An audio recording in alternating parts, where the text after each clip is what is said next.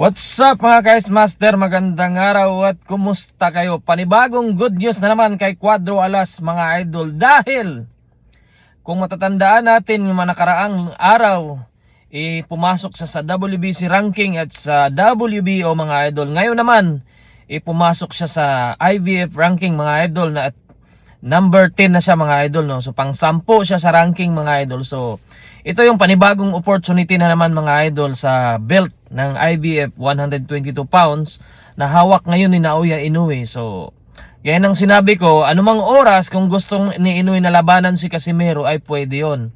Lalo kung voluntary defense mga idol, no? Dahil pasok si Cuadro Alas sa top 15. Kadalasan mga idol kapag voluntary defense, papayagan ng organisasyon yan kapag kahit papaano isang boksingerong kukunin ng isang champion para sa voluntary defense mga idol, pasok sa top 15. So ngayon mga idol, pasok si Casimero sa top 10 mga idol, no? At pang 10 nga siya. At pang siyam dito si Kenneth Lover. Maraming nagtatanong, bakit pang siyam si Kenneth Lover? Natalo siya sa last fight niya.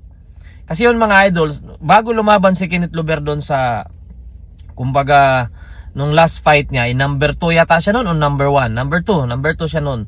So natalo siya, yung ranking niya sa 118 pounds na accommodate doon sa 122.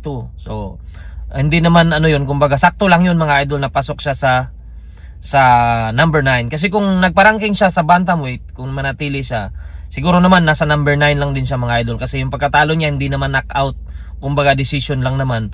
Kung knockout siguro yun, baka mawala siya sa top 10 mga idol. Pero decision lang naman siya natalo, kaya pasok pa rin siya sa top 10 mga idol, no?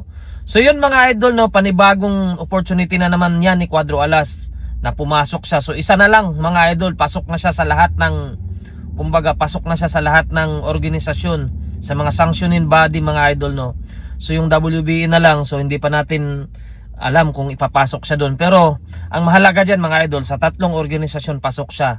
Yung isa nga lang 126, pero ibig sabihin nun talagang na-recognize yung panalo niya kay Luis Nery mga idol, no? So sana mga idol, yung next fight ni Cuadro Alas eliminator or interim. So abangan natin yan mga idol, kasi itong Naoya Inoue, di ko alam kung lalaban ba talaga to ng December.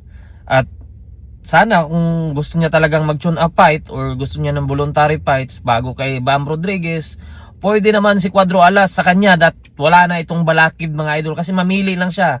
Hindi na siya pwedeng magdahilan ngayon na wala sa ranking si Cuadro Alas. Dahil sa dalawang sanctioning body na hawak niya, pasok si Casimero doon sa ranking mga idol, no? Kasi sa WBC 126 nakaranking si Casimero. Pero sa dalawa, IBF sa WBO sa 122 yun, na hawak ni Naoya Inoue. So walang dahilan si Naoya Inoue kung gusto niyang, kung piliin niya si Casimero na magpagpag ng kalawang ngayong December, kung pagpag ang magaganap. Kaso mga idol, medyo malabo ngayong Inoue dahil marami silang dahilan. So sana itong si Kamida, next fight ni Casimero ay magandang kalaban yung ibigay niya. Kumbaga nakaranking din. Kahit nakaranking din, pasok din sa top 10 para talagang walang masabi. At tingin ko malapit na si Cuadro Alas talaga sa world title fight. So abangan natin yan. Kung ibakante man ni Naoya Inoue, kung manatili si Naoya Inoue, tingin ko mapipressure na si Inoue na labanan si Casimero. Lalo kung mag number 1 ito sa ranking mga idol. Hanggang doon lang mga idol at maraming salamat.